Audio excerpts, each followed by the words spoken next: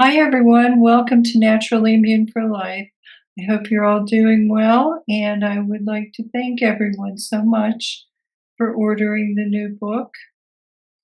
I've been pleasantly surprised, and I've, yeah, I've just been surprised by the well it's being received, and thank you so much for your kind comments, and thank you for ordering. And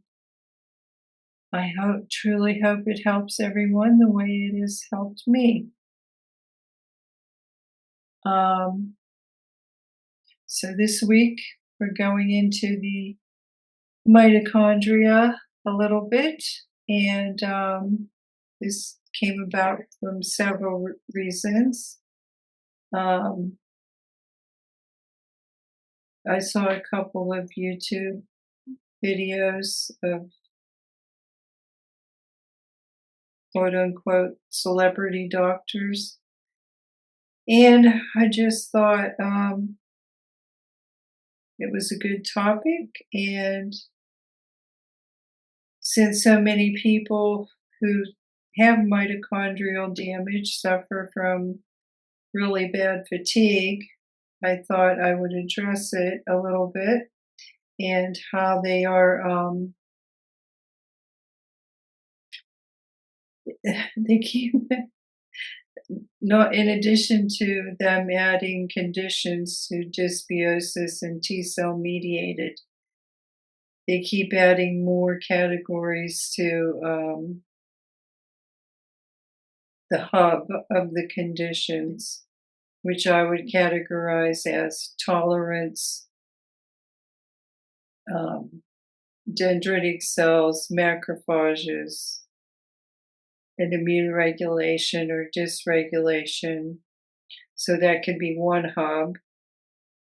In addition to the first diet, HMOs representing the beginning of the food chain, that could be another hub.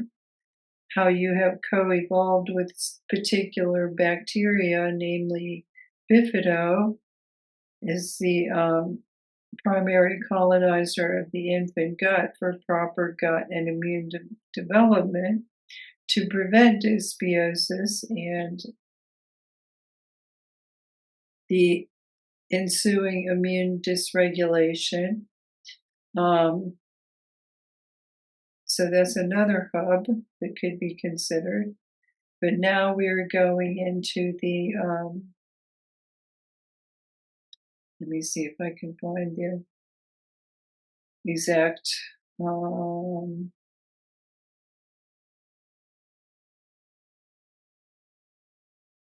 title here. It's like 5 categories in a row.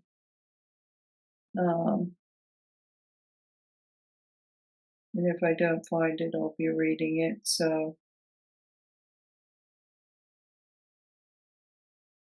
yeah, okay, I'm not finding it at a quick glance, but I'll be reading it.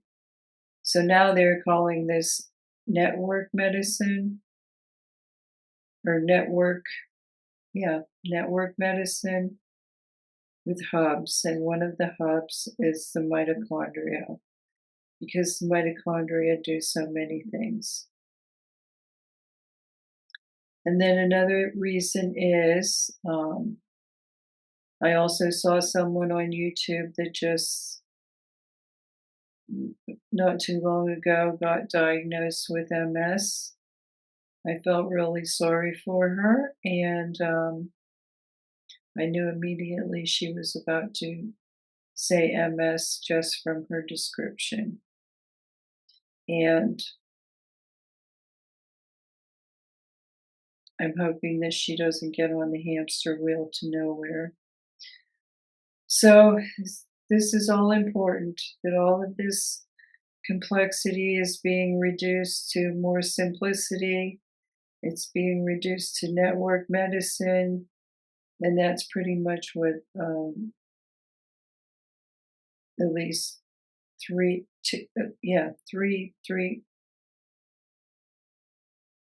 Yeah, one was mitochondria from MIT or Harvard maybe. One was a neurologist, and another one was I'm not sure what his background is, but they were all admitting that, these are network and not just encompassing one single thing, and that's a breakthrough. So this, I've also been concerned about the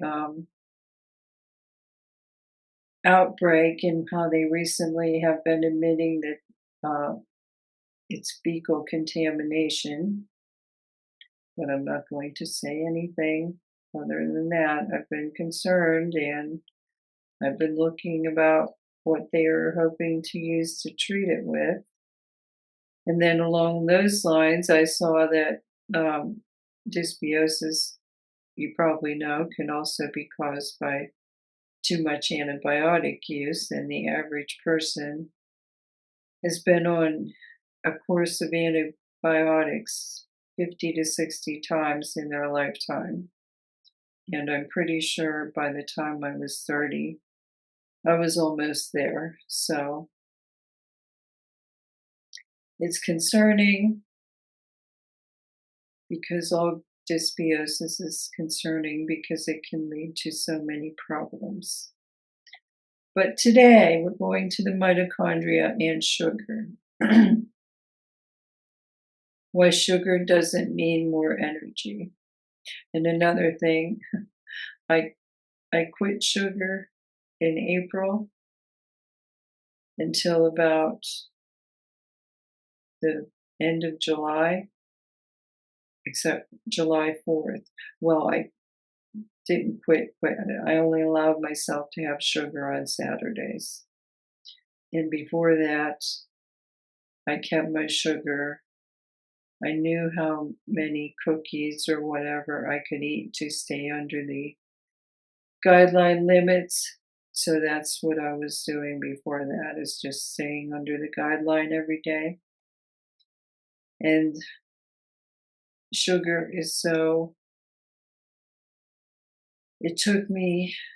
sugar is so addictive. And it took me probably 3 weeks at least just to even begin to get used to it.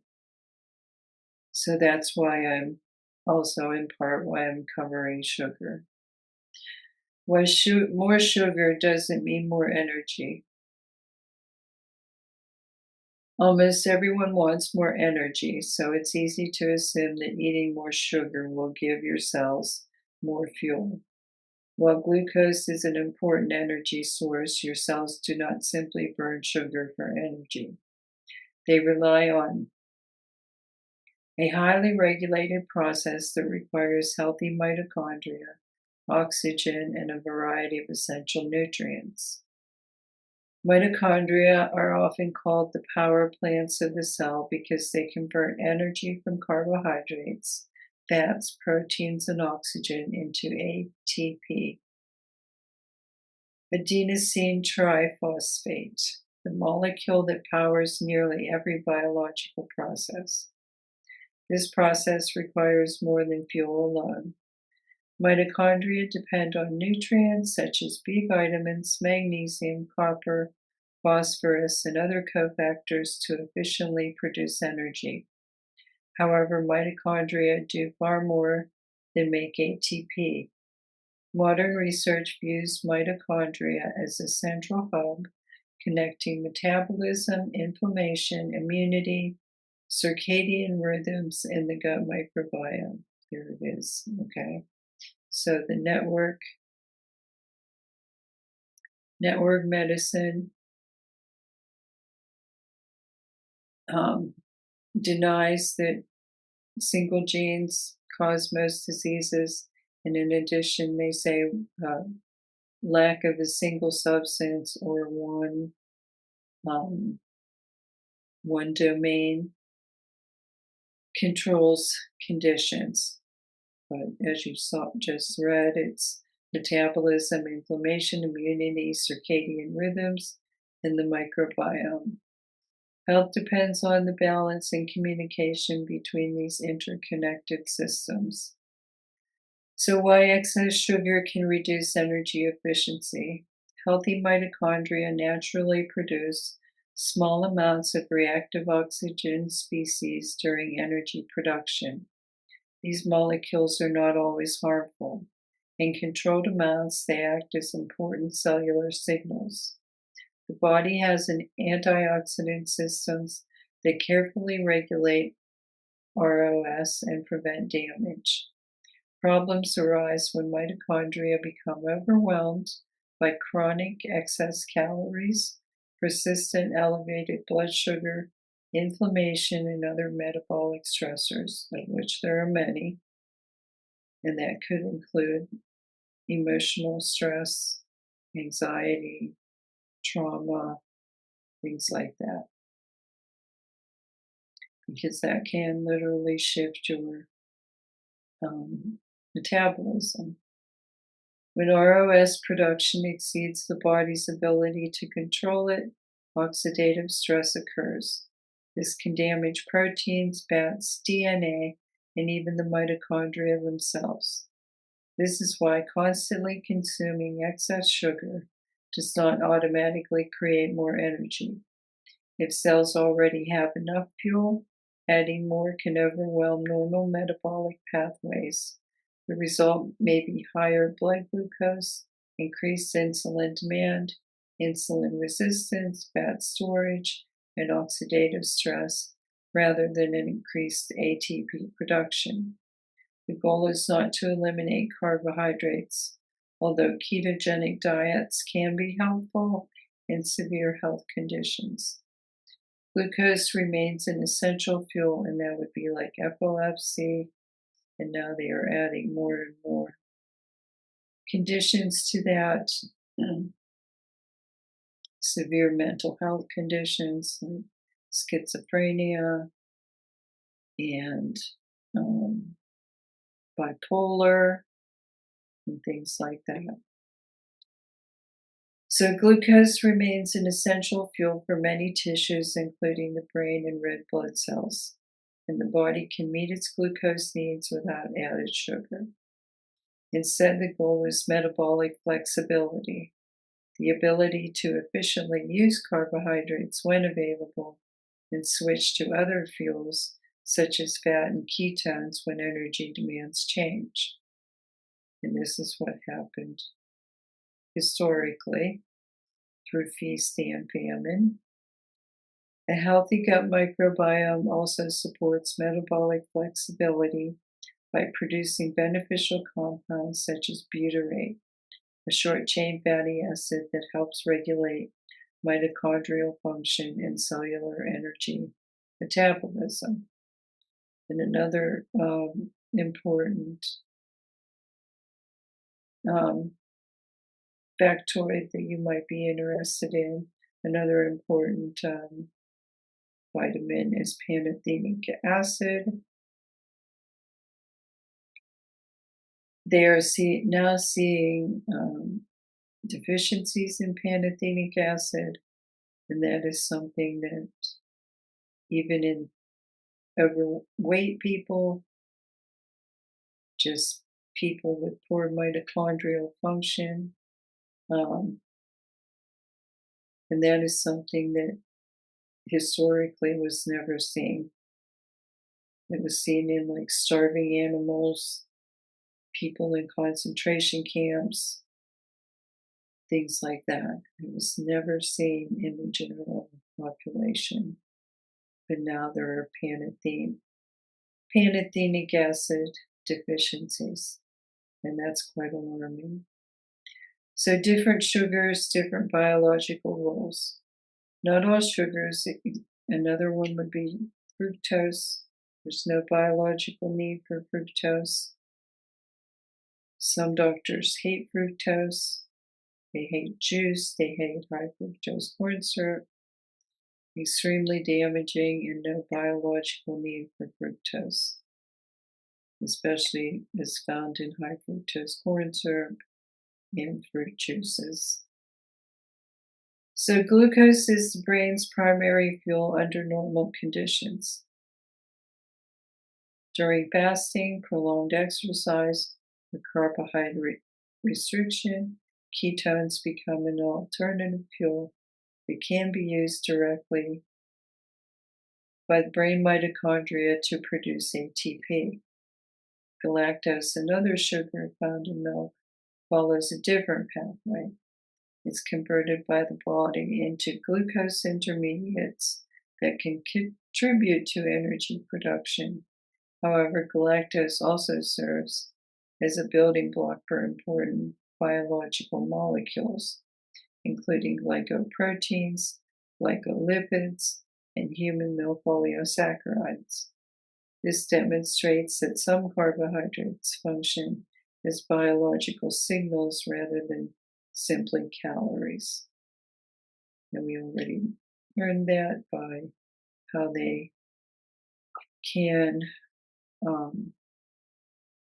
affect dendritic cells directly, apart from bacteria. So butyrate is different from glucose, ketones, and galactose. And galactose, by the way, doesn't require insulin, so it's an insulin-dependent sugar. It is primarily produced when beneficial gut bacteria ferment dietary fibers and HMOs.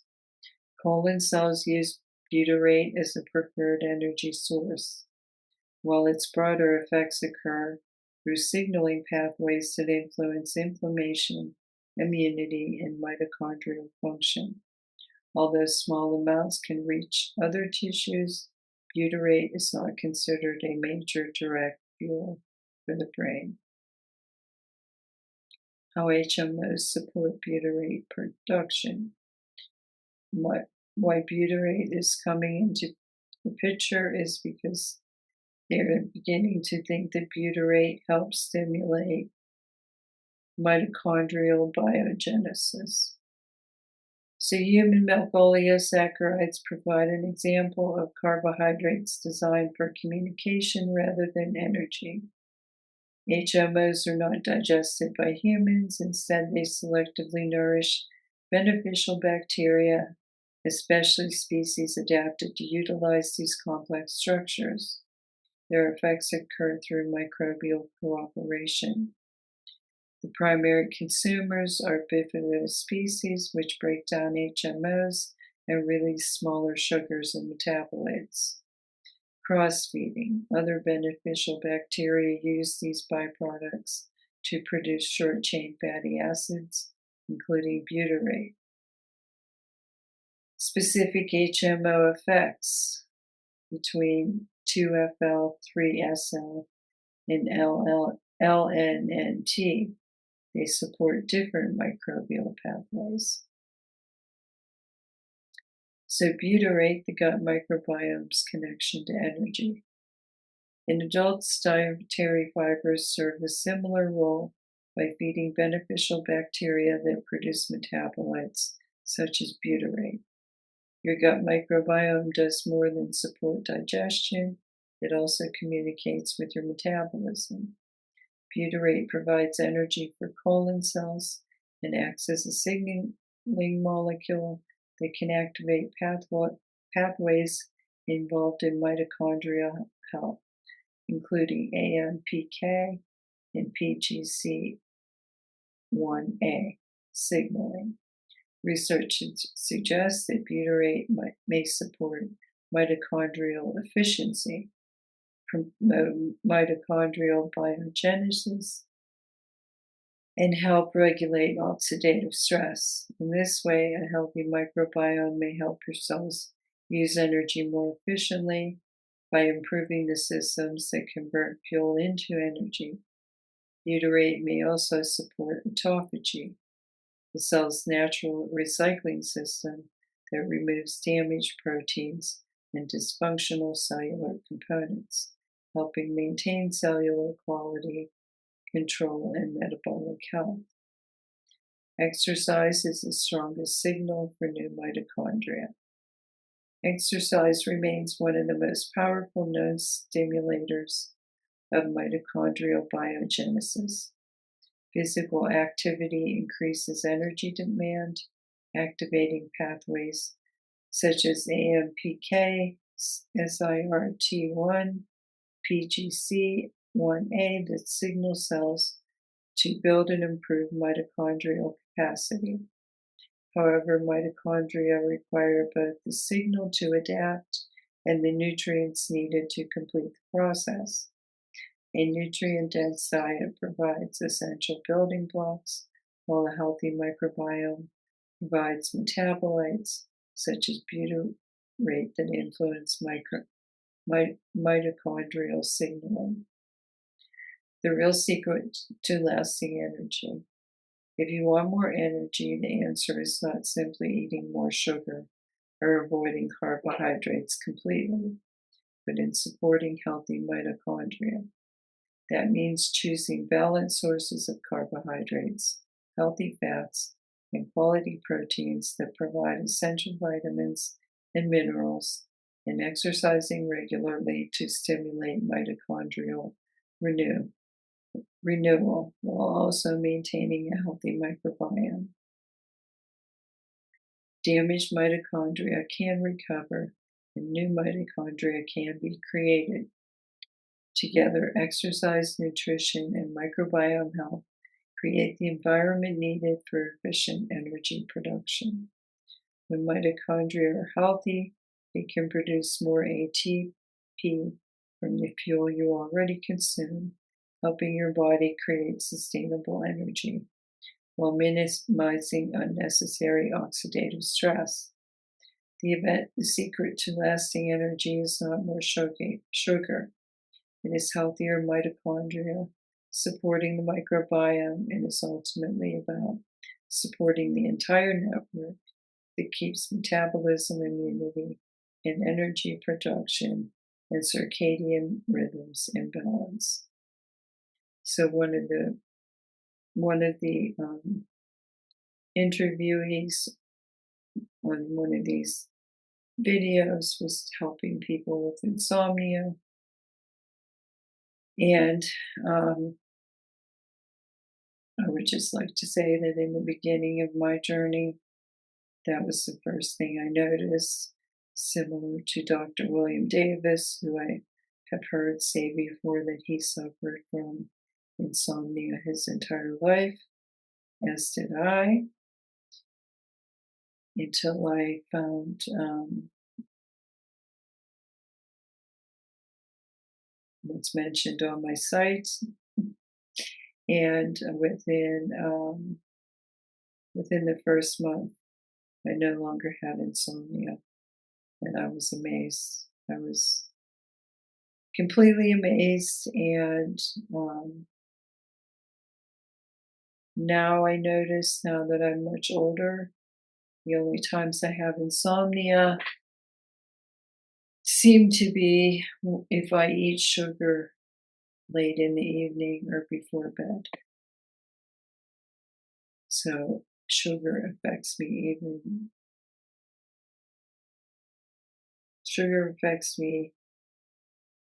more than it used to. And now it's like, it seems like I can tell immediately when I've had sugar now. So that's another reason for this post. One, I quit sugar. I only allow it on Saturdays most of the time. Special occasions, I don't worry about it so much. I'm not a fanatic about it. Special occasions call for special things, and just try to walk more or do something else if it really bothers you. But so that's why this is about sugar and mitochondria. Mitochondria sugar, rancid fats, insulin resistance. Definitely not a good thing for your mitochondria. Definitely not. So the sources, I think you'll find them interesting, but I'm just going to read here about if you were thinking about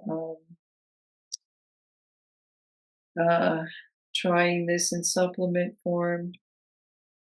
I generally feel that if you're going to produce it naturally,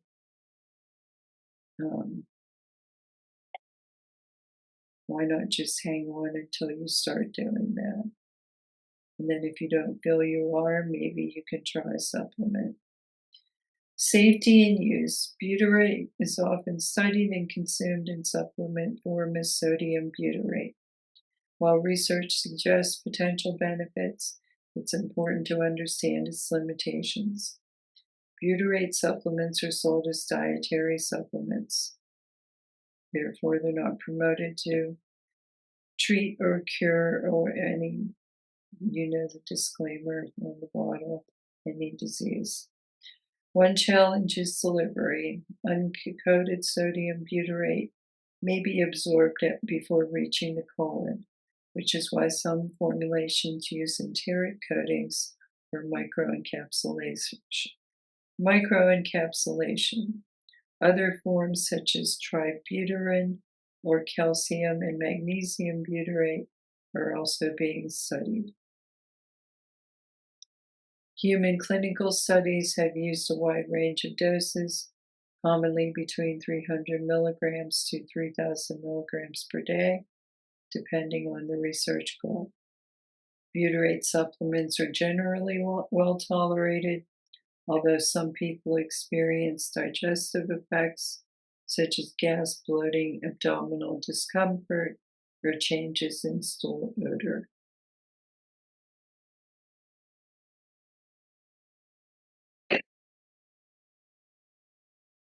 Sodium-containing formulations may require extreme caution for individuals who need to limit sodium intake, like kidney disease, congestive heart failure, things like that. You should be extremely aware of the amount of sodium in there, is what I read. As with any supplement, butyrate should not replace a healthy diet, exercise, or medical care when needed. Supporting the body's natural production of butyrate through fiber-rich foods and a diverse microbiome remains an important strategy. Natural food sources that support butyrate production. Certain foods contain compounds that encourage beneficial bacteria involved in butyrate production. Pomegranates are one of these foods. They contain polyphenols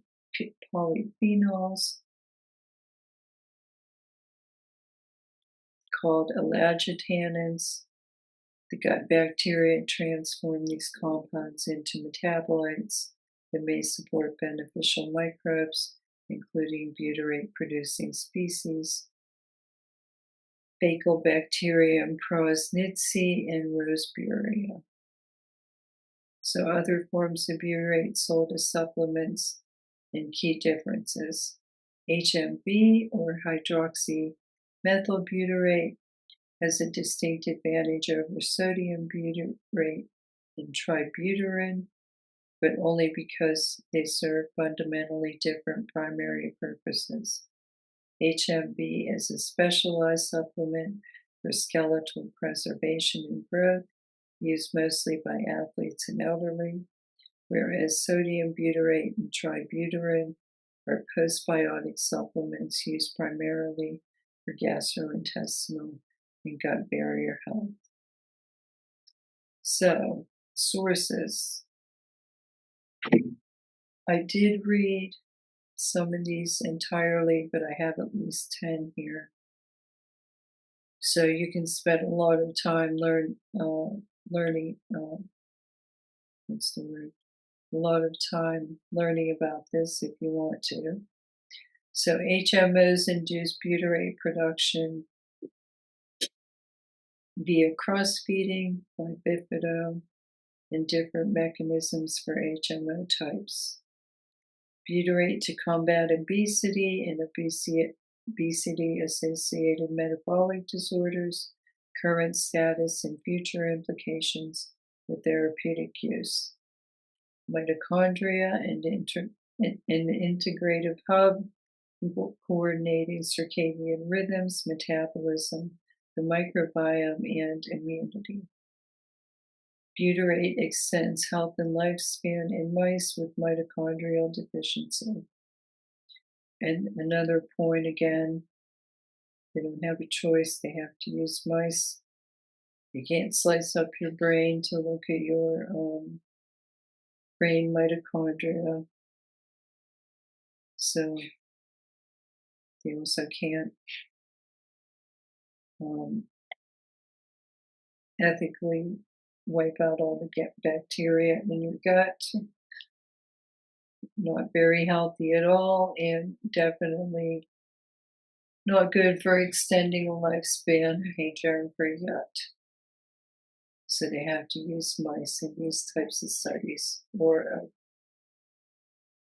some kind of model that they trust. The interactions between circadian rhythm, gut microbiota, and anxiety. And there goes the lawnmower. I hope you're not hearing that. I'm almost done. From mechanisms to intervention strategies, understanding the activity of butyrate at a cellular level, potential role of indole lactate and butyrate in multiple sclerosis revealed by integrated microbiome metabolome analysis. Butyrate suppresses demyelination and enhances remyelination. That's two separate sources. Butyrate improves neuroinflammation and mitochondrial impairment in the cerebral cortex and synaptic fraction in an animal model of diet-induced obesity. Exploring the influence of pomegranate extract on the functionality of healthy and diseased human gut microbiota, an in vitro study. From 2026, heat-killed bifidobacterium alleviates rheumatoid arthritis via the gut joint axis regulation, remodeling microbiota, boosting short-chain fatty acids, glutamine, and rebalancing TH17 and TREG immunity. And that was, I believe, from China. They're starting to get very worried about diabetes and obesity in China. Butyrate and tributyrin reduce LPS, inflammatory cytokine production from human visceral fat. And tributyrin alleviates gut microbiota dysbiosis to repair intestinal damage in antibiotic-treated mice. So as I said, if you are in the average of 50 to 60 courses throughout your life, you might consider the importance of butyrate. Although I always prefer that people don't buy supplements unless absolutely necessary. Just get it through your diet. That's the best way. Food is the best thing that's actually going to be